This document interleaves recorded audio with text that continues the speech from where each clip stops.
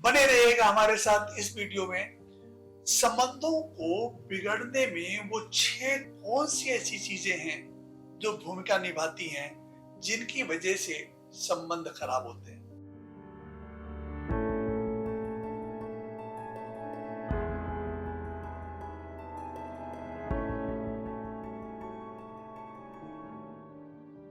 नमस्कार दोस्तों, RP Mishra, motivational speaker, life coach and business coach. आज हम आपको इस वीडियो में बताने जा रहे हैं कि आपसी संबंधों में लड़ाई झगड़े क्यों होने लग जाते हैं। पति पत्नी का इतना मधुर रिश्ता थोड़े दिन बाद खराब क्यों हो जाता है। आज अगर आप कचहरी में जाएं, न्यायालय में जाएं, तो न्यायालय भरा पड़ा है पति पत्नी के मुकदमों से।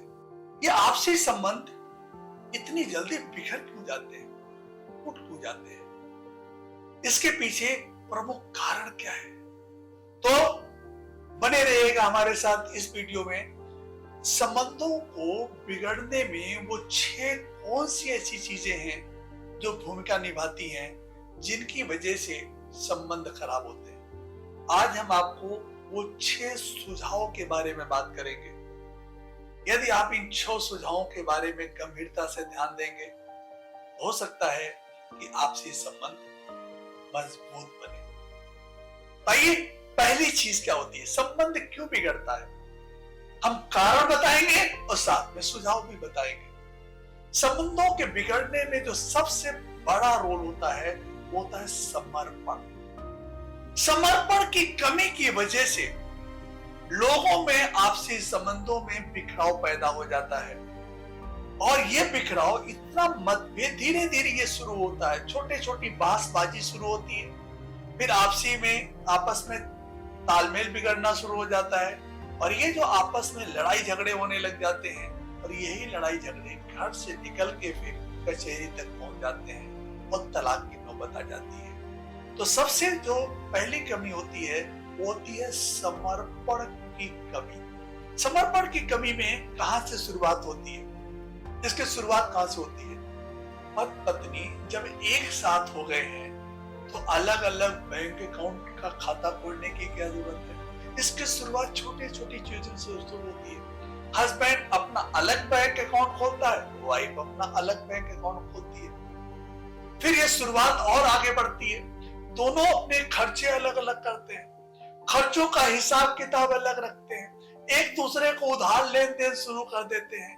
ये छोटी छोटी चीजें आगे चल करके एक गंभीर समस्या में बदल जाती है। इसलिए हमें इन सब चीजों से बचना चाहिए। दूसरा सुझाव है, सामने वाले को हम बदलने की कोशिश करते हैं। जब हमारी शादी होती है तो बड़े जोश में हम होते हैं। साल 2 साल 3 साल 4 साल शादी बहुत अच्छे से निपटी है। कई बार तो शादियां 1 हफ्ते और 10 दिन 15 दिन में भी टूट जाती है। क्यों?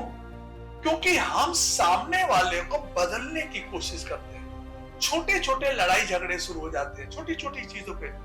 जब आप सामने वाले को बदलने की कोशिश करते हैं तो सामने वाला इसको समझता है कि आप उसे नाकाबिल समझते हो, आप उसे बेवकूफ समझते हो, आप उसे निकम्मा समझते हो, आप उसकी तौहीन कर रहे हो, आप उसके इंसल्ट कर रहे हो और यहीं से समस्या उत्पन्न होना शुरू हो जाती है। तो इस समस्या का समाधान क्या है कि अपने पार्टनर को बदलने की कोशिश ना करें। वो जैसा है, जिस भी परिस्थिति में है, जिस किसी भी हालात में है, उसका जो भी स्वभाव है आपको उसी स्वरूप में उसे स्वीकार कर लेना चाहिए, उसे बदलने की कोशिश नहीं करना चाहिए। तीसरी चीज है ईर्ष्या। पति पत्नी आपस में एक दूसरे के प्रति ईर्ष्या करने लग जाते हैं। ये ईर्ष्या क्यों उत्पन्न होती है? क्या ये ईर्ष्या शुरू में उत्पन्न होती है? नहीं। इसकी जड़ें कहां पे होती हैं? इसकी जड़ें होती है हमारा बचपन। जब हम अपने बचपन में देखते हैं कि माँ बाप में लड़ाई हो रही है, बचपन में हम भाई बहन लड़ने लग जाते हैं, भाई भाई लड़ने लग जाते हैं, तो जो हमारे बचपन की हमारी जो कंडीशनिंग होती है, जिस तरीके से हम बचपन में देखते हुए आते हैं, वही चीज आगे चल करके इतनी चूंकि जड़ें जमा चुका होता है, वही बिखराव फिर पति पत्नी के बीच में आने लग जाता है। फिर आपसी लड़ाई झगड़े शुरू हो जाते हैं। पत्नी देवर के बारे में, सास के बारे में इधर उधर, पति भी इसी तरीके से करने लग जाते हैं। तो एक दूसरे के प्रति हस्बैंड एंड वाइफ में ही ईर्ष्या का भाव जग जाता है, और ये ईर्ष्या का भाव आगे चल करके एक गंभीर रूप ले लेता है, और जिसके कारण इतना मतभेद हो जाता है कि परिस्थितियां इतनी विपरीत हो जाती हैं कि तलाक तक की नौबत आ जाती है। इसका सबसे बढ़िया सलूशन क्या है? इसका सबसे बड़ा कि समाधान क्या है इसका? स्वयं की आप इज्जत करिए, अपनी रिस्पेक्ट कभी भी लूज मत होने दीजिए। जब आप अपनी रिस्पेक्ट लूज करेंगे तो क्या होगा? ईर्ष्या उत्पन्न होने लग जाएगी। किसी और के बारे में उल्टा सीधा मत बोलिए। आपका बचपन कैसे बीता इससे कोई फर्क नहीं पड़ता, कम से कम आप अपना वर्तमान तो अच्छा बिता लीजिए। चौथी जो सबसे बड़ी चीज होती है वो होती है आत्म करुणा। आत्म करुणा, आत्म करुणा क्या है? कई बार हम अपने आप को अपेक्षित महसूस करने लग जाते हैं। हमें लगता है कि हमारी वाइफ हमको केयर नहीं कर रही है, वाइफ को लगता है कि उसका हस्बैंड केयर नहीं कर रहा है, और दोनों में आपस में इतना मतभेद हो जाता है छोटी छोटी चीजों को लेकर के। फिर आत्म करुणा जग जाती है। लोग अपने आप को गिल्ट फील करने लग जाते हैं। लोगों को लगता है कि हमें तो कोई केयर ही नहीं करता, हमारी तो कोई परवाह ही नहीं कर रहा है, हमारे ऊपर तो कोई ध्यान ही नहीं देता है, हमारे बारे में तो कोई सोचता ही नहीं है। और ये आत्म करुणा इतना विशाल रूप ले लेता है। कई बार तो लोग फांसी तक लगाने की सोच ले जाते हैं, कई बार तो लोग आत्महत्या तक की सोचने लग जाते हैं। ये आत्म करुणा इतना बड़ा विकराल रूप ले लेता है। इसका समाधान क्या है? इसका समाधान है अपनी भावनाओं को काबू में रखिए, अपने इमोशन को काबू में रखिए। जिंदगी में सुख और दुख कोई आदमी आपको नहीं दे सकता। इस दुनिया में, इस संसार में कोई ऐसा व्यक्ति नहीं बना है जो आपको सुख दे या आपको दुख दे। सुख और दुख ये दोनों चीजें आपकी मुट्ठी में। इसके लिए आप जिम्मेदार हो, इसके लिए आप रिस्पॉन्सिबल हो। इसलिए आत्म करुणा का भाव बिल्कुल अपने अंदर मत आने दीजिए। आत्म करुणा एक कमजोरी है, एक मानसिक बीमारी है, और एक पाखंड है। पाखंड है। आत्म दया बिल्कुल मत करिए, आत्म करुणा बिल्कुल मत करिए।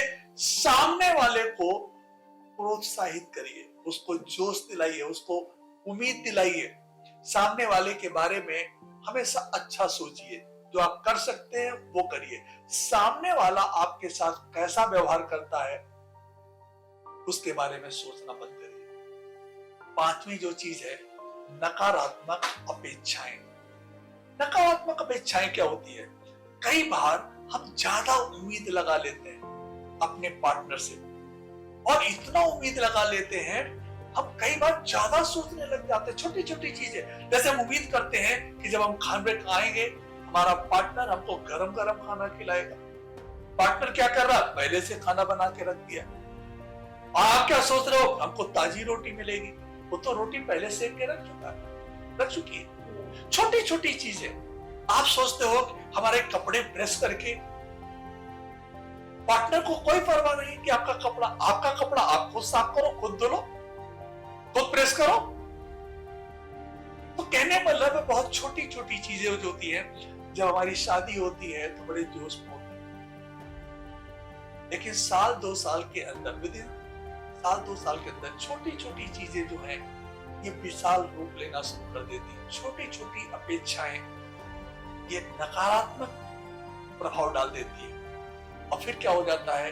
इसकी वजह से बहस होना शुरू हो जाता है, एक दूसरे की इंसल्ट करना लोग शुरू कर देते हैं, और एक दूसरे के बारे में फिर बुरा सोचने लग जाते हैं। तो नकारात्मक जो अपेक्षाएं हैं, आप अपने पार्टनर से वो अपेक्षा मत करिए। आपको पता है वो खाना गरम बना के नहीं देने वाली है, तो ज्यादा गरम खाना खाने का मन करे तो आप खुद ही रोटी सेक लो। नहीं तो जो ठंडी रोटी मिली है उसी को खा के सो, ये उम्मीद मत करो। कई बार ये गलतियां विशाल रूप ले लेती है। छठा है असामंजस्य। शादी के कुछ ही दिन बाद जीवन में बदलाव आना शुरू हो जाता है। बच्चे हो जाते हैं, लेडीज का फोकस बच्चों पे हो जाता है, हस्बैंड का फोकस काम धंधे पे हो जाता है।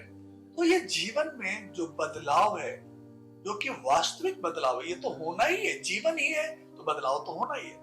इस बदलाव के कारण हस्बैंड एंड वाइफ की जो दिशाएं एक साथ मिलकर करने की होती है वो फिर विपरीत दिशाओं में चली जाती है। हस्बैंड की रुचियां अलग होती हैं, पत्नी की रुचि अलग होती है। हस्बैंड कुछ और करना चाहता है, पत्नी कुछ और करना चाहती है। दोनों के विचारों में भिन्नता शुरू हो जाती है, दोनों के थॉट प्रोसेस में बदलाव आने लग जाता है और ये बदलाव आगे चल करके इतना विशाल विकराल रूप ले लेता है कि यही जाकर के फिर लड़ाई झगड़ों में उत्पन्न हो जाता है, बहस में शुरू हो जाता है और फिर जाकर के तलाक का कारण बनता है। इसीलिए इससे बचने का जो सबसे अच्छा तरीका है, वैवाहिक सामंजस्य बनाए रखने के लिए हमें कोशिश करना चाहिए एक दूसरे के साथ कंबाइन काम करना, एक दूसरे के साथ मिलकर काम करना, एक दूसरे की रुचियों में साथ रहना। अगर वाइफ चाहती है मंदिर जाना, आप चाहते हो सिनेमा जाना। वाइफ चाहती है कि आप हमारे साथ मंदिर चलो और आप चाहते हो कि आपकी वाइफ आपके साथ पिक्चर देखने चले। वाइफ का पिक्चर में कोई इंटरेस्ट नहीं है, उसका तो मंदिर जाने में इंटरेस्ट है। तो क्या करना चाहिए? आपको अपनी वाइफ के साथ पहले मंदिर जाना चाहिए। जब आप मंदिर जाओगे अपनी वाइफ के साथ, हो सकता है कि आपकी वाइफ फिर आपके साथ सिनेमा हॉल चली जाए। इस तरीके से सामंजस्य बनाना दोनों का काम है। यदि हम सामंजस्य बना के रखेंगे, हमारे रिश्ते कभी नहीं टूटेंगे। दोस्तों, ये थी संबंधों की 6 समस्याएं और उनका समाधान, जिसके विषय में हम बात कर रहे थे। आप हमारे साथ बने रहिएगा, हमारे इसी तरीके की वीडियो आते रहेंगे। यदि आपको हमारा ये वीडियो पसंद आया हो, हमारे चैनल को जरूर सब्सक्राइब करिए और ज्यादा लोगों को शेयर करिए। धन्यवाद।